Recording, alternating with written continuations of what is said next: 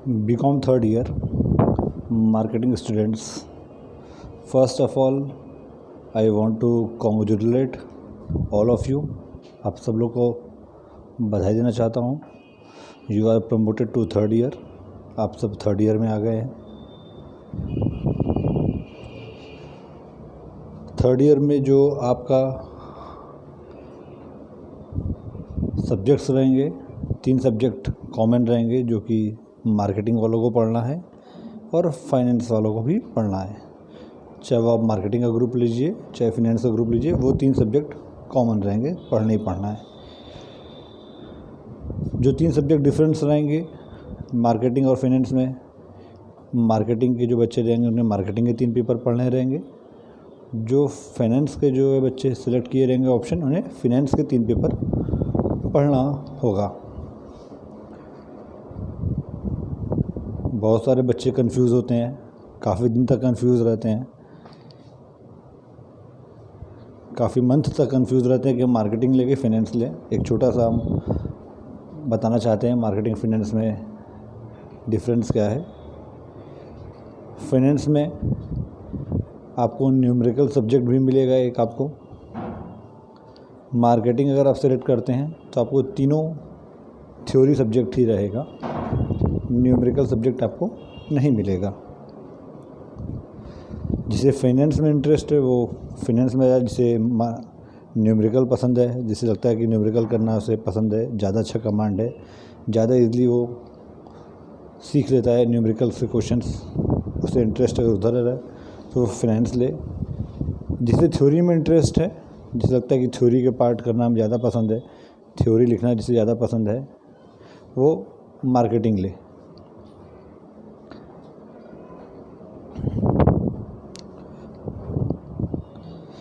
तो आप लोग आपस में बात करके सिलेबस देख लीजिए, आपके पास टाइम है.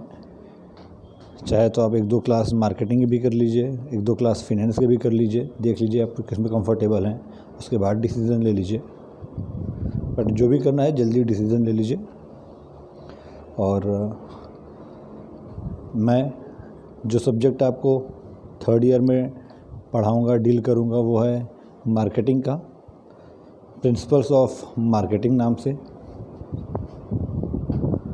विपणन के सिद्धांत जिसे हिंदी में बोलते हैं. इसका सिलेबस मैं आपको ग्रुप में शेयर कर लूँगा. उस सिलेबस को आप अपने यहाँ नोट कर लीजिए या मोबाइल में सेव कर लीजिए, जैसे आप कंफर्टेबल है. पूरा थ्योरी सब्जेक्ट है ये प्रिंसिपल्स ऑफ मार्केटिंग. बहुत अच्छा सब्जेक्ट है, इसके टॉपिक्स बहुत अच्छे हैं, मार्क्स आपको एग्ज़ाम में बहुत अच्छे मिलते हैं, मटेरियल एग्ज़ाम में लिखने के लिए आपके पास काफ़ी अच्छा होता है. इसमें अगर आप रेगुलर क्लास करते हैं, नोट्स को फॉलो करते हैं, पॉइंट वाइज एग्ज़ाम में लिखते हैं, तो अच्छे मार्क्स आप पा सकते हैं. और मैक्सिमम बच्चे 60+ ही, फर्स्ट डिवीज़न जिसे बोलते हैं, 60+ ही पाते हैं इस सब्जेक्ट में. अगर आप थोड़ा सा फोकस और थोड़ा सा ध्यान देंगी तो अच्छे मार्क्स आप इसमें गेन कर सकती हैं. So let's begin our first topic of your subject, principles of marketing. The very first topic of this subject in your syllabus is meaning of marketing. Marketing का मतलब क्या होता है. मार्केटिंग एक बहुत ही ब्रॉड टर्म है. मार्केटिंग एक कोई छोटा टर्म नहीं है, मार्केटिंग एक बहुत ही ब्रॉड टर्म है, जिसमें आप प्रोडक्ट क्या बनाना है, कब बनाना है, किसके लिए बनाना है, कहाँ पे बनाना है, कहाँ पे उसे बेचना है, किसे बेचना है, ये सारा कुछ जो है. इसके अलावा भी बहुत कुछ है जो सब के सब मार्केटिंग के अंदर आ जाते हैं. या फिर हम बोल सकते हैं सामान को बनाने से लेके सामान को बेचने तक के सारे चीज़, सारे प्रोसेस मार्केटिंग का ही पार्ट है. मार्केटिंग वर्ड हमारे इकोनॉमी को बहुत हेल्प करता है। हमारे इकनॉमी के मनी सर्कुलेशन में बहुत बड़ा पार्ट है हमारे मार्केटिंग का।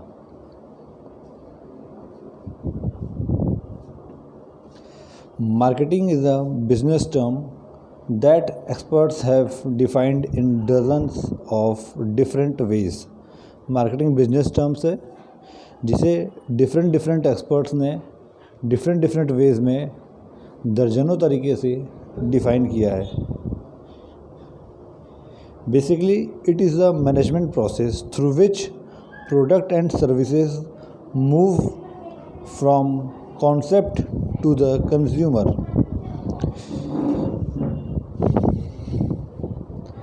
It is a management process through which product and services, चाहे वो प्रोडक्ट हो चाहे वो सर्विसेज हो, जो कि कॉन्सेप्ट मीन्स जहाँ से वो ओरिजिन हो रहा है वहाँ से कंज्यूमर तक अल्टीमेट जो उसे कंज्यूम कर रहा है, जो उसे मूव करता है, वो सब मार्केटिंग का पार्ट है, मैनेजमेंट का पार्ट है। It includes marketing, it means marketing includes identification of product, means हमें बनाना क्या है, वो कौन सा प्रोडक्ट है जिसे हम बनाएं, उसे आइडेंटिफाई करना, उसे पहचानना। पहचानने के लिए क्या करेंगे, ऐसा प्रोडक्ट जो कि हम देखेंगे जिसका डिमांड हो, जो हमें प्रॉफिट दे सके, जिसका हम सेल्स जनरेट कर सकें, जो हमारे कंज्यूमर्स की नीड है, जो हमारे मार्केट की डिमांड है, जो हमारे मार्केट की नीड है, उसे पहचानना और उनके अकॉर्डिंग प्रोडक्ट्स को बनाना। तो first things identification of product, कि हमें बनाना क्या है, वो प्रोडक्ट कौन सा प्रोडक्ट है जो कि मार्केट में कंज्यूमर्स का डिमांड है। The basics and first thing is this identification of product, determining demand कि कितना डिमांड है, जो प्रोडक्ट हम बना रहे हैं उसका डिमांड सफिशिएंट है कि नहीं है कि हमें प्रॉफिट दे सके। तो पता लगा कोई प्रोडक्ट है जिसका सिर्फ 100 यूनिट्स का ही डिमांड है, बट उसे बनाने के लिए हमें काफ़ी लंबा इन्वेस्टमेंट करना पड़ेगा, सेटअप करना पड़ेगा, और वो 100 यूनिट्स बना के जो हम बेचेंगे 100 यूनिट्स कंज्यूमर्स को, बट उस 100 यूनिट से हम अपने इन्वेस्टमेंट का रिटर्न नहीं पा पाएंगे और हमें प्रॉफिट जनरेट नहीं कर पाएंगे, तो हम ऐसे प्रोडक्ट्स को नहीं बनाएंगे। तो जब तक हम देखेंगे नहीं, हम ये डिटरमाइन नहीं कर लें कि डिमांड कितना है, जब हम देखेंगे हमारे जो प्रोडक्ट बनाने वाले हैं उसका डिमांड इतना है कि हम जो उसमें पैसा इन्वेस्ट कर रहे हैं उसे हम पे हमें लॉन्ग टर्म रिटर्न अच्छे मिलेंगे, जो हम पैसा इन्वेस्ट कर रहे हैं वो हमारा कैपिटल भी निकल जाएगा, प्लस हमें अच्छा प्रॉफिट भी होगा, जो भी आपका प्रॉफिट का एक्सपेक्टेशन है। अगर आपका वो एक्सपेक्टेशन पूरा हो रहा है, लग रहा है कि इतना डिमांड है, तो आप उस प्रोडक्ट के लिए आगे बढ़ेंगे। डिसाइडिंग ऑन इट्स प्राइस, कि आप प्रोडक्ट जो बनाएंगे उसका क्या प्राइस रखेंगे, क्योंकि प्राइस एक बहुत बड़ा फैक्टर होता है आपके डिमांड के लिए। कंज्यूमर आपके तरफ, आपके प्रोडक्ट की तरफ तभी आएंगे जब उन्हें वो प्राइस जेन्युइन लगेगा और उनके डिमांड, उनके नीड के अकॉर्डिंग लगेगा।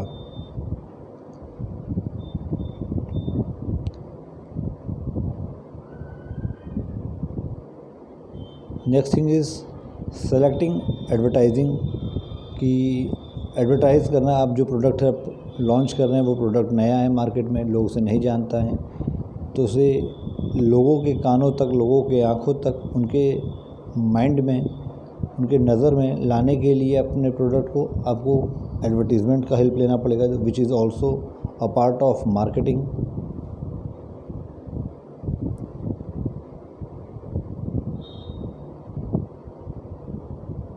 सेलिंग एंड डिलीवरिंग, उसे बेचना और डिलीवर करना, डिलीवरिंग आपके कंज्यूमर को, अपने कस्टमर्स को उस प्रोडक्ट को पहुंचाना।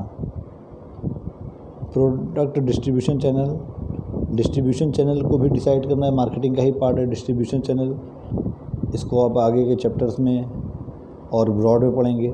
डिस्ट्रीब्यूशन चैनल मीन्स एक चैनल होता है प्रोडक्ट को प्रोड्यूसर से लेके अल्टीमेट कंज्यूमर तक पहुंचाने तक का जो चैनल होता है। जितने भी लोग मिडिल मैन आते हैं, जैसे प्रोड्यूसर जो सामान को बना रहा है जिसे मैन्युफैक्चरर भी बोलते हैं, मैन्युफैक्चरर, फिर होलसेलर, होलसेलर से रिटेलर, फिर रिटेलर से ultimate consumer, this is channel of distribution.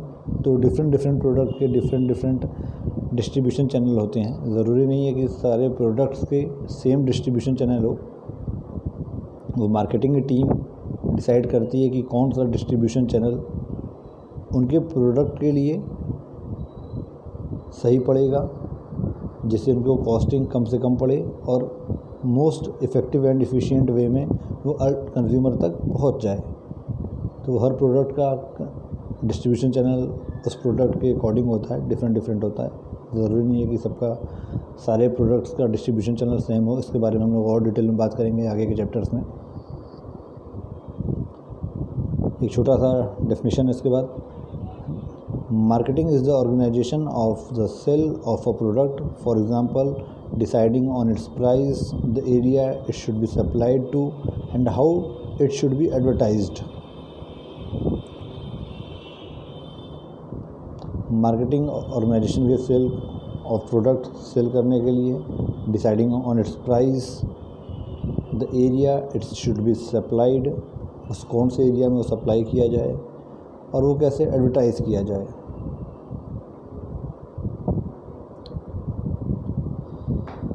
इसके अलावा और भी कई सारे मार्केटिंग में डिफिनीशन डिफरेंट ऑथर्स की तरफ से दिया गया है। आप लोग जो भी बुक्स खरीदेंगे उसमें कई सारे ऑथर्स का डेफिनेशन लिखा होगा। जब भी एग्ज़ाम में आए मार्केटिंग से प्रिंसिपल्स ऑफ मार्केटिंग के पेपर में मार्केटिंग का क्वेश्चन, उसमें डेफिनेशन के बारे में ज़रूर आएगा। तो आपको अपने वर्ड्स में तो डिफ़ाइन करना ही है मार्केटिंग क्या होता है, बट आपको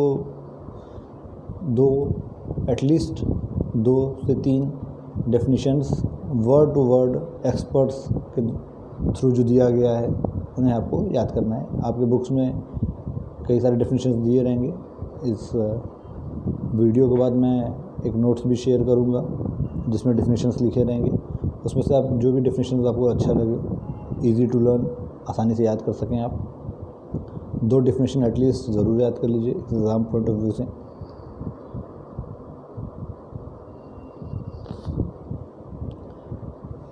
and next topic is significance of marketing. Meaning of marketing complete हुआ। मार्केटिंग होता क्या है? मार्केटिंग मीन्स कि सामान को बनाने से लेके,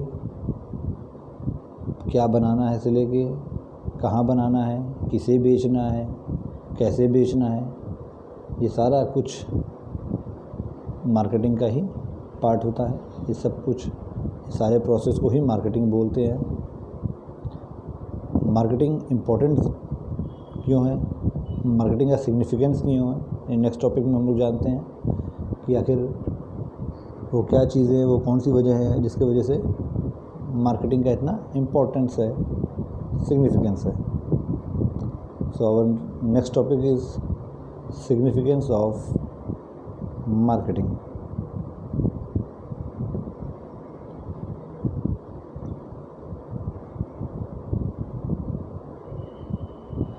Significance of marketing for a business, your second topic. Next topic, जो सबसे पहला सिग्निफिकेंस है, जो सबसे पहला इम्पोर्टेंस है मार्केटिंग का, सिग्निफिकेंस बोला जाए, इम्पोर्टेंस बोला जाए, both are same things. Confuse मत होइएगा, सिग्निफिकेंस लिखा है या इम्पोर्टेंस आ जाए एग्ज़ाम में कि अरे सर तो इम्पोर्टेंस नहीं पढ़ाए हैं, सिग्निफिकेंस पढ़ाए हैं, आउट ऑफ कोर्स आ गया, अब क्या करें। नहीं, ऐसा कोई बात नहीं है।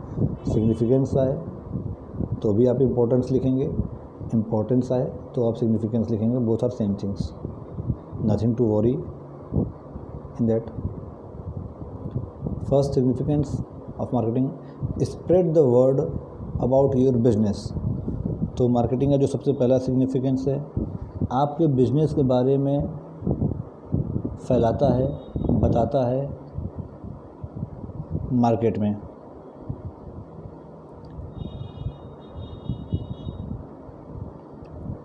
अगर आपकी मार्केटिंग स्ट्रेटजी अच्छी है तो आपके बारे में पॉजिटिव वर्ड्स पहुंचाएगा मार्केट में, आपके कस्टमर्स के, आपके कंज्यूमर्स के बीच में। अगर आपकी मार्केटिंग स्ट्रेटजी उतनी इफ़ेक्टिव नहीं है तो हो सकता है कि नेगेटिव वर्ड्स भी पहुँचे कंज्यूमर्स के बीच में। तो मार्केटिंग की अगर आपकी एक अच्छी मार्केटिंग स्ट्रेटजी है तो आपके प्रोडक्ट के बारे में, आपके कंपनी के बारे में, आपके बिजनेस के बारे में मार्केट में एक अच्छा संदेश जाएगा, एक अच्छा इन्फॉर्मेशन जाएगा आपके प्रोडक्ट के बारे में। बहुत सारे हम लोग प्रोडक्ट देखते हैं मार्केट में, कंपटीशन है। ज़रूरी नहीं है कि हर एक चीज़ का सिर्फ एक ही कंपनी बनाए, कई सारी कंपनियां बनाती हैं सेम प्रोडक्ट को। फॉर एग्ज़ाम्पल आप मोबाइल ले लीजिए, मोबाइल की कई सारी कंपनियां हैं जो डिफरेंट मॉडल्स निकालते हैं। कुछ कंपनियां बहुत ज़्यादा मोबाइल बेचती हैं, कुछ कंपनियां कम बेचती हैं। तो उनके मार्केटिंग स्ट्रेटजी पे ही ज़्यादा चीज़ें डिपेंड करती हैं। किसी की मार्केटिंग स्ट्रेटजी अगर अच्छी है तो अच्छे वर्ड्स मार्केट में स्प्रेड होते हैं उनके बारे में, उनकी सेल्स अच्छी होती है, रेवेन्यू अच्छी होती है। और किसी की मार्केटिंग की स्ट्रेटजी कमज़ोर है तो उनकी सेल्स कमज़ोर होती है, उनके बारे में पॉजिटिव वर्ड्स उतने नहीं फैलते हैं मार्केट में। Second, power up your sales. Marketing का जो दूसरा इम्पोर्टेंस है, सिग्निफिकेंस है वो कि वो आपका सेल्स इंक्रीज़ करती है, which is the most important factor, which is the most important aim for any company. जो किसी भी कंपनी के लिए जो सबसे इम्पॉर्टेंट चीज़ जो होता है कि अपना सेल्स इंक्रीज़ करना, वो आपके मार्केटिंग के टीम या मार्केटिंग की वजह से ही होती है। अगर आपकी अच्छी मार्केटिंग है, जितनी इफ़ेक्टिव आपकी मार्केटिंग स्ट्रेटजी रहेगी उतना अच्छा आपका सेल्स रहेगा। जितनी अच्छी मार्केटिंग स्ट्रेटजी रहेगी आपकी उतना ज़्यादा सेल्स आपका या उतने तेज़ी से आपका सेल्स इंक्रीज़ करेगा और ज़्यादा से ज़्यादा मार्केट को कवर करेगा। Third, build a good reputation for your business. Marketing का ही काम होता है, मार्केटिंग स्ट्रेटजी का ही काम होता है कि आपके बिजनेस के बारे में गुड रेपुटेशन बनाए।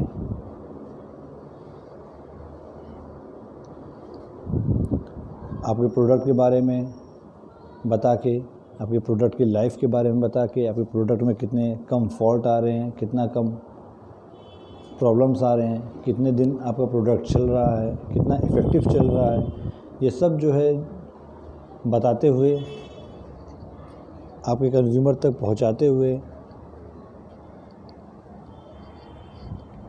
आपके मार्केट में फैलाते हुए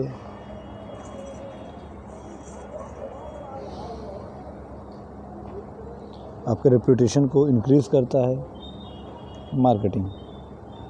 जितना ज़्यादा अच्छा रेपुटेशन आपका मार्केट में बिल्ड होगा उतना अच्छा ही आपका सेल्स इंक्रीज़ होगा, उतना ज़्यादा ही आपकी रेवेन्यू इंक्रीज़ होगी, उतना ज़्यादा ही आपकी प्रॉफिट इंक्रीज़ होगी। So for building good reputation in market of your company, of your business, a good marketing strategy is important for your business. Next, discover what works best for your business. Marketing strategy marketing का ही काम है, marketing का ही importance है कि आपके business के लिए क्या चीज़ बेस्ट है वो ढूंढ के लाए। वो क्या चीज़ है जो आपकी कंपनी को फ़ायदा पहुंचा सकता है, उसके बारे में डिटेल ढूंढ के लाए और आपकी कंपनी के अथॉरिटीज़ को मार्केटिंग की टीम बताए कि आप ऐसे ये चीज़ इम्प्लीमेंट कीजिए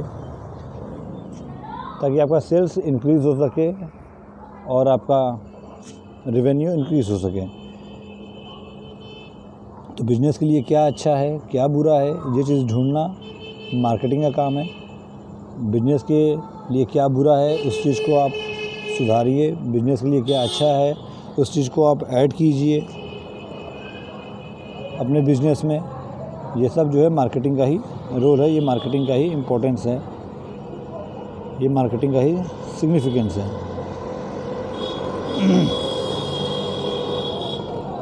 builds trust and credibility. Market में आपकी कंपनी का ट्रस्ट बनाता है और क्रेडिबिलिटी, मान सम्मान बढ़ाता है मार्केटिंग। तो आपकी कंपनी का मान सम्मान बढ़ाने के लिए, ट्रस्ट बढ़ाने के लिए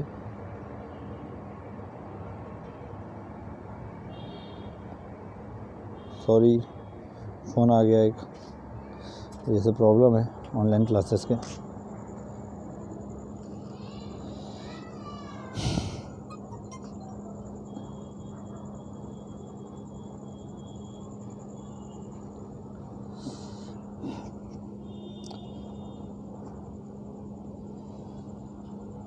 नेक्स्ट पॉइंट है मार्केटिंग जनरेट्स एम्प्लॉयमेंट। मार्केटिंग जो है एम्प्लॉयमेंट जनरेट करता है। जितना ज़्यादा आपका सेल्स इंक्रीज़ होगा, जितना ज़्यादा आप अपने कंपनी का प्रोडक्ट्स बेचेंगे, जितना ज़्यादा आपका टर्नओवर बढ़ेगा, उतना ज़्यादा आपको एम्प्लॉयज़ हायर करने पड़ेंगे, उतना ज़्यादा आपको अपना वर्कफोर्स बढ़ाना पड़ेगा। अगर आप 1 लाख यूनिट बेचते हैं तो हो सकता है आप 25 एम्प्लॉय से काम चला लें, बट आपका अगर सेल्स 1 लाख यूनिट से बढ़ते हुए 10 लाख यूनिट हो जाता है, 10 टाइम्स बढ़ जाते हैं, तो उस बढ़े हुए यूनिट्स को मेंटेन करने के लिए, उस रिकॉर्ड्स को प्रॉपर मेंटेन करने के लिए, उन सेल्स को प्रॉपर फॉलोअप करने के लिए, डिमांड को फॉलोअप करने के लिए आपको अपना एम्प्लॉय भी बढ़ाने पड़ेंगे। तो मार्केटिंग का ही एक इम्पोर्टेंस है, सिग्निफिकेंस है एम्प्लॉयमेंट जनरेशन। वो एम्प्लॉयमेंट भी जनरेट करता है। This is one of the significance importance of marketing. Ensures growth of your business. आपकी कंपनी के ग्रोथ को बढ़ावा देता है, बढ़ाता है। मार्केटिंग का ही ये इम्पोर्टेंस है। मार्केटिंग की वजह से ही आपकी कंपनी का ग्रोथ होता है। जितना अच्छा आपकी मार्केटिंग स्ट्रेटजी रहेगी, जितना अच्छा मार्केटिंग की आपकी टीम वर्क करेगी, उतना ज़्यादा आपकी कंपनी का ग्रोथ होगा, उतना तेज़ी से आपकी कंपनी का ग्रोथ होगा। And last, understand your competitors. अगर आपको किसी भी मार्केट में सरवाइव करना है for long term, then you have to watch each and every move of your competitors very carefully. It's either existing competitors or future competitors और coming competitors। चाहे वो आपके एग्जिस्टिंग जो ऐसे competitors जो मार्केट में ऑलरेडी एग्जिस्ट कर रहे हैं, उनको आपको फॉलो करना पड़ेगा, उनके हर एक मूव्स को, उनके हर एक स्टेप्स को फॉलो करना पड़ेगा अपने कंपनी को बढ़ाने के लिए, अपने कंपनी को सर्वाइव करने के लिए मार्केट में। और साथ ही साथ में ऐसे कंपटीटर्स जो भी मार्केट में है नहीं, बट वो फ्यूचर में आने वाले हैं, वैसे कंपटीटर्स को भी आपको फॉलो करना पड़ेगा, ध्यान रखना पड़ेगा मार्केट में सर्वाइव करने के लिए, अपनी स्ट्रेटजी को इफ़ेक्टिव बनाए रखने के लिए। Without understanding your competitors you can not reach your aim of your company. You can't survive in the market for a long term. If you want to survive in market for long term, then you must have to follow your existing competitors and coming competitors और future competitors. For example, बहुत ही latest example आपके सामने है, जियो का example लीजिए। बहुत सारे लोग जियो का नेटवर्क यूज़ कर रहे हैं, इस वक्त सर्विस यूज़ कर रहे हैं जियो का। अगर जियो को पहले से अगर लोग फॉलो करते, जो उनके कंपटीटर्स थे, जैसे कि Airtel, Tata Docomo, Aircel, Telenor, इस तरह के कई सारे कंपनीज़ थे जो कि पहले सर्विस दिया करते थे। अगर वो अपने एग्जिस्टिंग कंपटीटर्स को तो उन्होंने फॉलो किया, जो उस समय कंपटीटर्स एग्जिस्ट कर रहे थे, मार्केट में उनके सामने थे, उनको तो फॉलो किया, उसके हिसाब से स्ट्रेटजी बना रहे थे। बट कमिंग फ्यूचर का जो कंपटीशन आने वाला था जियो, उसको उन्होंने फॉलो नहीं किया, उसको स्टडी नहीं किया अच्छे से, जिसके वजह से जब जियो ने लॉन्च किया अपने सर्विस को, कई सारी कंपनियां जो है वाइंड अप कर लिया अपने कामों को, जैसे कि एयरसेल ख़त्म हो गया, टेलीनॉर ख़त्म हो गया, टाटा डोकोमो ख़त्म हो गया, MTS और भी इस तरह करके कई कंपनियां थी जो कि वाइंड अप हो गई टोटली जियो के आने की वजह से। उन्होंने क्या गलती किया, उन्होंने अपने कंपटीटर को अंडरस्टैंड नहीं किया, समझा नहीं, अपने कंपटीटर्स को समझा नहीं, उनको फॉलो नहीं किया। जैसा कि मैंने बताया, सिर्फ एग्जिस्टिंग कंपटीटर्स, मतलब ऐसे कंपटीटर्स जो कि सामने दिख रहे हैं, उनको ही नहीं फॉलो करना पड़ेगा आपको।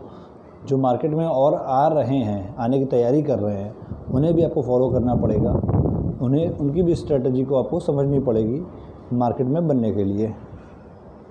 तो जो लास्ट सिग्निफिकेंस इम्पोर्टेंस है मार्केटिंग का, ये है कि अपने कंपटीटर्स को समझना, उनके मूव्स को, उनके हर एक स्टेप्स को समझना, ताकि आप उनके लिए गए स्टेप्स के अकॉर्डिंग अपने स्टेप्स को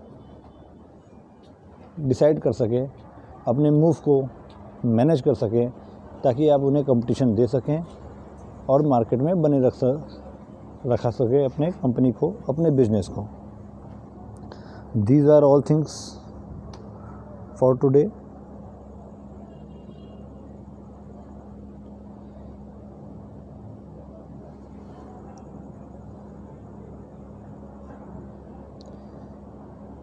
अगर आपको सिग्निफिकेंस ऑफ मार्केटिंग में कोई और पॉइंट आपको अपने बुक्स में दिखती है जो कि लगता है आपको इजी है, उसे आप ऐड कर सकते हैं, इसमें से हटा सकते हैं, और जो आपको टफ लग रहा है। ये कुछ पॉइंट्स है सिग्निफिकेंस ऑफ मार्केटिंग है जो कि मुझे बेस्ट लगे। सिग्निफिकेंस ऑफ मार्केटिंग में और भी पॉइंट्स हो सकते हैं, बट मुझे ये 8 पॉइंट सबसे बेस्ट लगे जिन्हें मैंने आपको एक्सप्लेन किया। आपको बुक्स में और भी ज़्यादा पॉइंट मिल सकते हैं, ये ज़रूरी नहीं है कि आप सिर्फ इन्हीं पॉइंट्स को एग्ज़ाम में लिखिए। आप अपना नोट्स बनाते समय उसमें आप कुछ और पॉइंट्स को अपने हिसाब से, जो कि आपको लगता है कि इजी है, आपको इजी टू लर्न, ज़्यादा इफेक्टिव लगता है, उससे आप ऐड कर सकते हैं। और इसमें से कुछ पॉइंट्स को हटा सकते हैं अगर जो आपको लगता है कि टफ़ है या मुश्किल लगता है आपको समझने में या याद होने में। इतना आप अल्ट्रेशन कर सकते हैं। ऐसा कोई हार्ड रूल नहीं है कि आपको इन्हीं सब पॉइंट्स को ही याद करना है। आई होप ये जो नया वे है पढ़ाई करने का आपको, या पढ़ाने का है जो हम लोग के लिए, समझ में आ रहा होगा, पसंद आ रहा होगा। और अगर पसंद नहीं भी आ रहा है तो भी हम लोगों को मैनेज करना ही पड़ेगा, इसी तरीके से एडजस्ट करना पड़ेगा इस माहौल में, क्योंकि हम लोग को भी नहीं अच्छा लग रहा है इस तरीके से पढ़ाना, बहुत कंफर्टेबल नहीं लगता, बल्कि मेहनत भी ज़्यादा करना पड़ता है इस तरीके से ऑनलाइन क्लास लेने के लिए। बट सर्कमस्टेंसेस, माहौल ऐसा है कि इन्हीं चीज़ों से साथ हम लोग को रहना पड़ेगा फ़िलहाल कुछ महीने और। तब तक आप लोग मैनेज करिए इन चीज़ों को, पेशेंस रखिए। बहुत जल्दी वापस हम लोग क्लास में मिलेंगे, बहुत जल्दी माहौल, सिचुएशन नॉर्मल होगा। तब तक सबको सेफ़ रहना ज़रूरी है। इसलिए बदले हुए हालात के साथ खुद को बदलते हुए टेम्प्रोरी बेसिस पे, टेम्प्रोरी कुछ दिनों के लिए हम लोग मैनेज करते हैं इस तरीके से क्लासेस को। और जैसे ही चीज़ें सामान्य होती हैं वापस हम लोग क्लासेस में पढ़ाई चालू करेंगे। जैसे ही गवर्नमेंट का परमिशन मिलता है वापस हम लोग क्लासेस स्टार्ट करेंगे।